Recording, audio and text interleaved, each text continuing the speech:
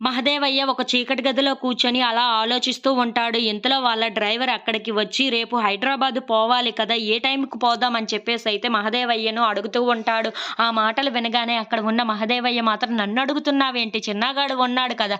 చిన్నగాడిని అడుగు" అని చెప్పేసైతే అంటూ ఉంటాడు. ఆ మాటలు వినగానే అక్కడ ఉన్న వాళ్ళ డ్రైవర్ అయితే ఒక్కసారిగా షాక్ అయిపోయి మహదేవయ్య వైపు చూస్తూ ఉండిపోతాడు. ఇంతలో అక్కడికి రుద్ర, సంజయ్ వచ్చి, "అదేంటి చిన్నగాడిని ఇంట్లో నుండి తోసేసాము కదా! ఇక వాడి సంగతి ఎందుకు నీకు? ఇక మేమేదైనా మేమే చూసుకుంటామని చెప్పేసైతే అంటూ ఉంటాడు. ఆ మాటలు వినగానే అక్కడ ఉన్న మహదేవయ్య అయితే ఒక్కసారిగా రుద్ర వైపు అలా చూస్తూ ఉండిపోతాడు. ఇంతలో అక్కడ ఉన్న రుద్ర మాత్రం, "అవును, ఈసారి నీకు ఏ అవసరాలు ఉన్నాయన్నా, ఏమి తీర్చాలన్నా సరే ఇక నుండి మేము తీర్చుతాము. ఆ చిన్నగాడి విషయాన్ని మీరు ఇక పక్కన పెట్టేసి వాడిని మర్చిపోండి" అని చెప్పేసైతే అంటూ ఉంటాడు.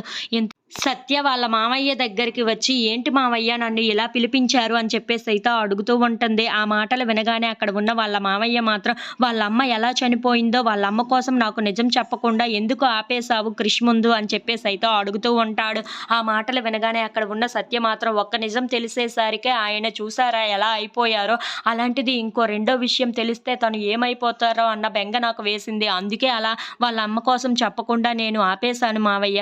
నెమ్మదిగా ఈ విషయం కూడా తెలుస్తుందిలెండి అని చెప్పేసైతే అంటూ ఉంటుంది. ఆ మాటలు వినగానే అక్కడ ఉన్న వాళ్ళ మావయ్య అయితే, "సరేనమ్మా, నీకు నచ్చినట్లుగానే చేద్దామని" చెప్పేసైతే అంటూ ఉంటారు. ఇంతలో అక్కడ ఉన్న సత్య మాత్రం, "అవును, ఈ ఒక్క విషయం తెలిసేసరికి ఆయన గిలగిలా కొట్టుకుంటున్నారు. రెండో విషయం తెలిసేసరికి ఎంత బాధపడతారో ఏంటో, తర్వాత చూసి చెప్దామని" చెప్పేసైతే అంటూ ఉంటుంది. ఇంతలో అక్కడ ఉన్న వాళ్ళ మావయ్య సరే అని చెప్పేసైతే అంటూ ఉంటాడు. If you like this video please subscribe.